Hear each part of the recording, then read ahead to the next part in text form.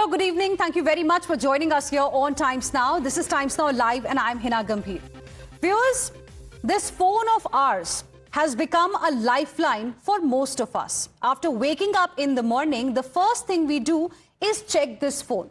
In fact, the last thing before going to bed, most of us do is also check our phone. But you know what?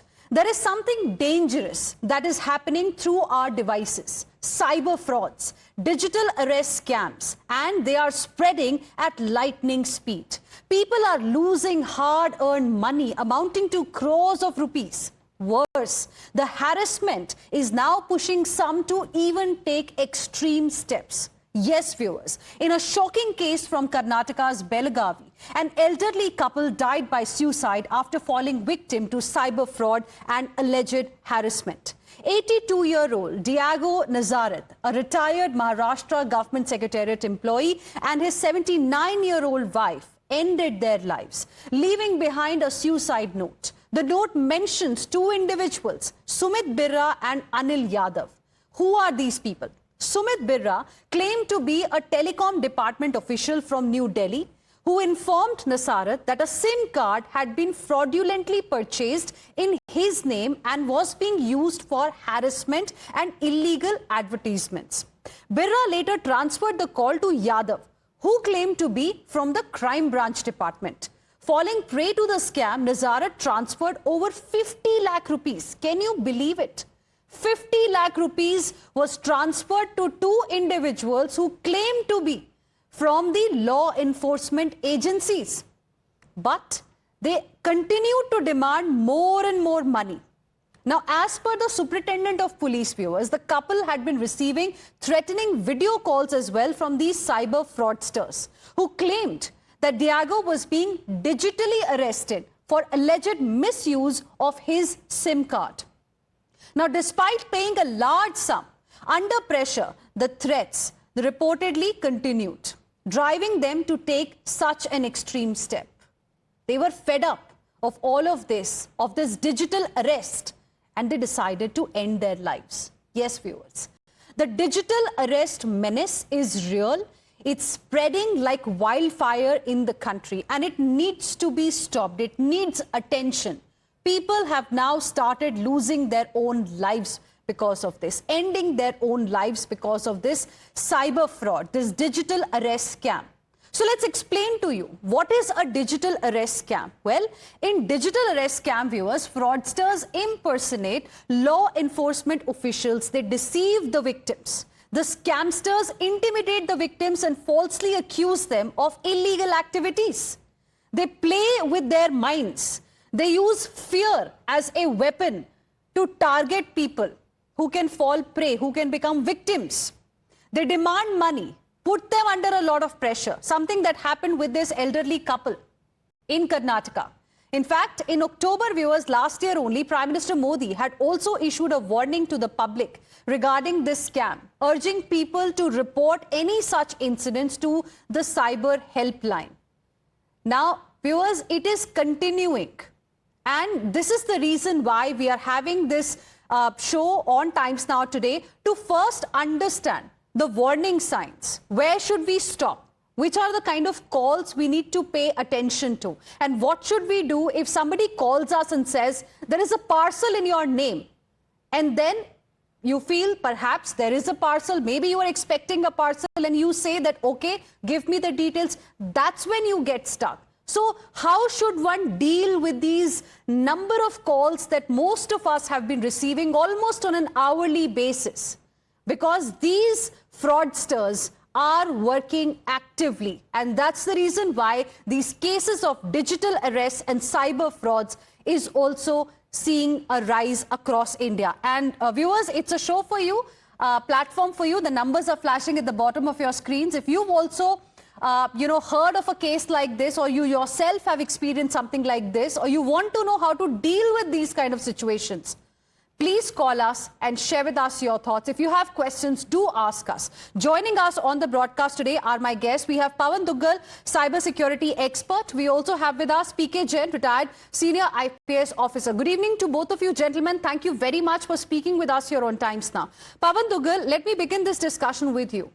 We've had discussions around digital arrest in the past as well. But now this case has shocked us all, because here you have a couple from Karnataka who decided to end the life. I mean, now these digital arrests, these frauds are pushing people to such an extent that people have started ending their lives. It needs attention. Firstly, how will you like to respond to the case, and what is your piece of advice to the people watching the show right now?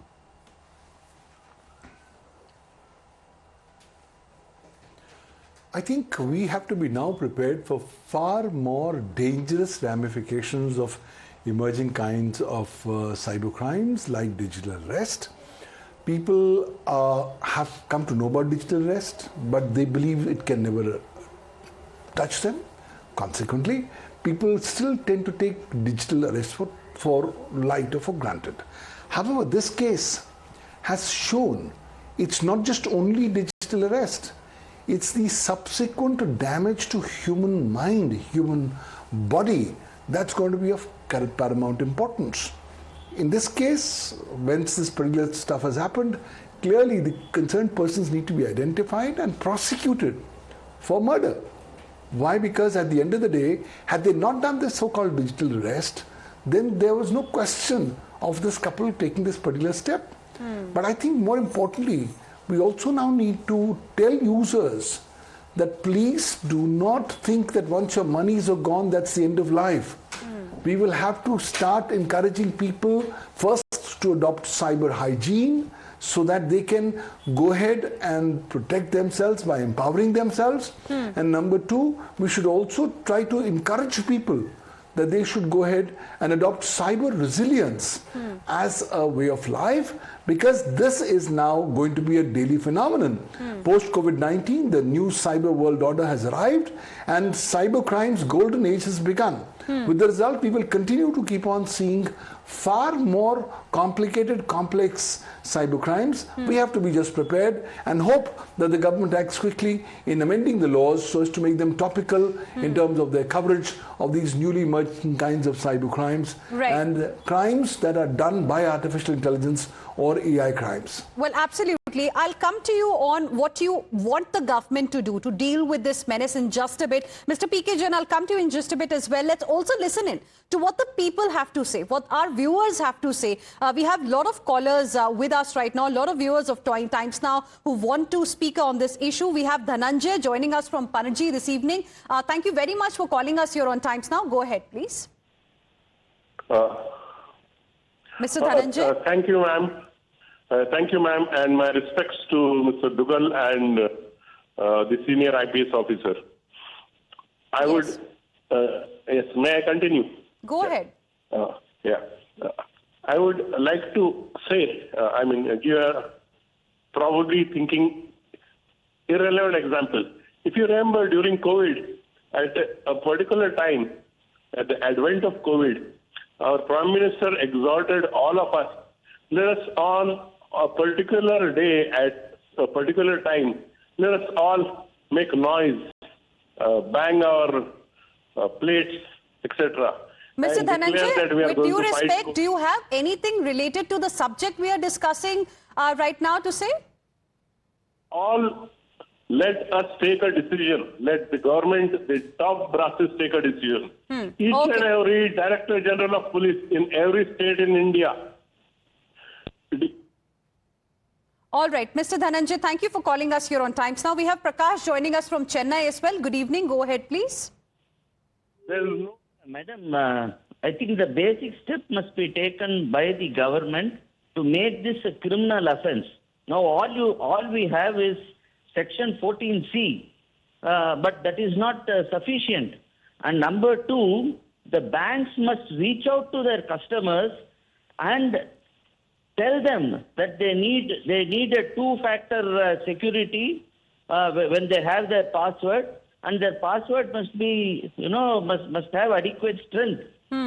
See, all these scamsters do not operate out of India. We have seen this all operates from remote parts of Africa. Okay, Cambodia, those are two important and so many suggestions other you have countries. given. Mr. Prakash, appreciate you calling us here on time. Some important points you've made. We have K. Rajendran joining us from Bengaluru as well. Good evening. Go ahead, please. Yeah, good evening, madam. I sincerely thank you. And I was really, I am 62 years age, but I was really, my condolences to the people who have died because of the cybercrime. See, we cannot keep on blaming the government or the department for this. For having a mobile phone, earlier it was a prestige. Now it has become a tool for all these activities. It has happened to me also. It has happened to me also once, and they have called, that my number has been found, in a sex racket, from Delhi, and an FIR is going to be done, and you have to come to Delhi. Then I said, okay, what I should do? Then you said, 50,000 rupees. Then, I cut the call. Immediately I cut the call. Then, once again the call came. When the call came second time, I just went to the police station. Sir, I am receiving the call. Can you help me? Then he said, don't go to cyber cell. There are a lot of cases. You just give me the number. The constable, I gave the number. The constable dialed the number. First it was ringing. Then second time it was showing, it was not. Did you get any call after that also? After that also, I used to get call from different numbers. Okay. Immediately. But the first thing, people should do is, the moment they get these type of calls, they should first block. Yes, absolutely. That's an important point and a relevant example that you shared with us, Mr. Rajendran. Appreciate you calling us here on Times Now and sharing with us your perspective. Before I go across to my other viewers as well, I want to go across to Mr. P.K. Jain. Sir, you heard what the viewers have to say. Why do you think something immediately also needs to be done, as one of the viewers suggested, make it a criminal offense? Do you think perhaps that can help deal with this situation? Namaskar, Hina. Thank you very much for having me here. Yes, it will certainly help. It will be, putting the offences under focus. What is needed is to create an awareness among the public. A lot is being done by the government, a lot is being done by the banks, a lot is being done by certain other agencies also. The education to the public is very, very important. The Prime Minister himself has said that there is nothing called a digital arrest. An arrest has to be, there's a specific procedure to be followed for the arrest. I know a person, an old lady in Pune who lost 2 crores. Another lady a few days back in Mumbai lost 20 crores, as big an amount as 20 crores. Now, these cases are happening with a regularity, and the number, as Mr. Duggal has very rightly pointed out, they are skyrocketing.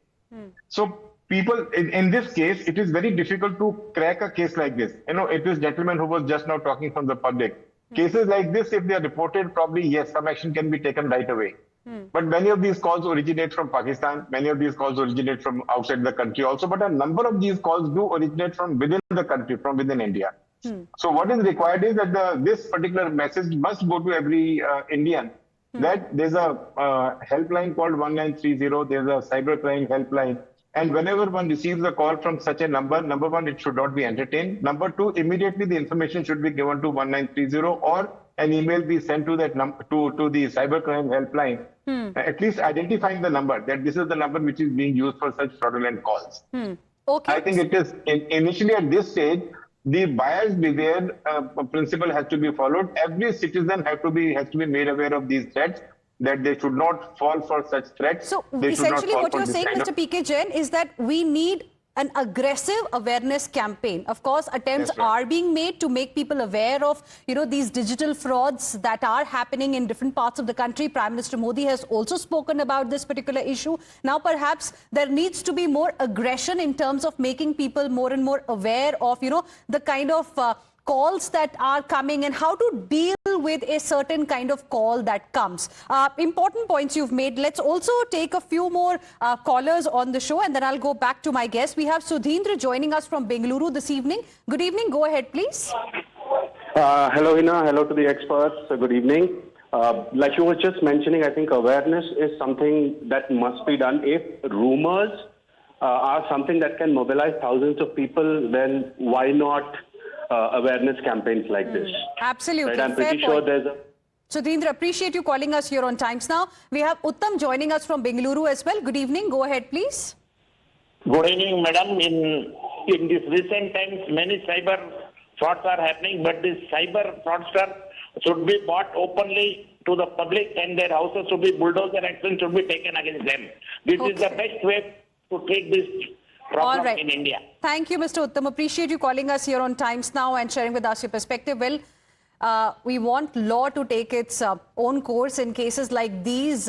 We don't want anybody to take laws in their own hands, and clearly this is something that needs attention, and we want stricter rules and laws to deal with such people who are in fact calling people and behaving as the officials of various law enforcement agencies and trying to dupe people in the name of fear. And we have Ravi joining us from Bengaluru as well. Good evening, Ravi. Go ahead.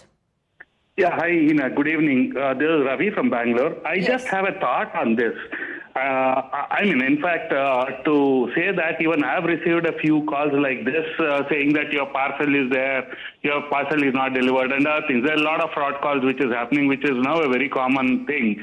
But on the other hand, I've got one thought which I have to put it in front of the experts and see whether it is explorable or not.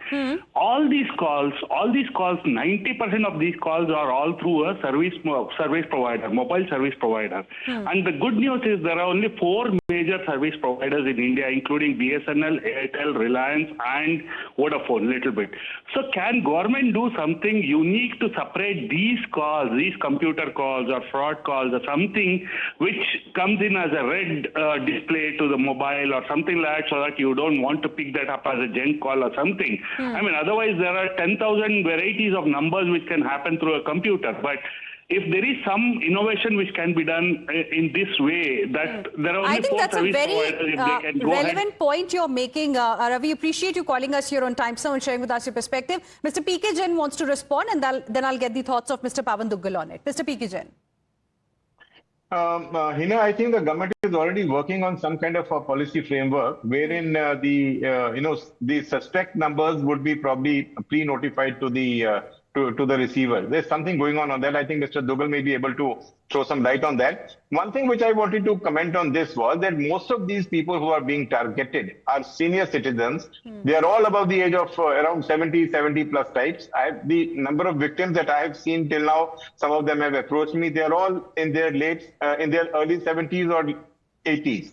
So, and their knowledge of the internet, their knowledge of, they are a little insecure in their own right. So they fall victim and they lose a lot of money. And their money at the juncture of life that they lose is very, very sad to see. So I think there should be some kind of a, this targeted group, where these people can be made aware that, yes, they can fall prey to this kind of a fraud. Okay. Mr. Pavan Duggal?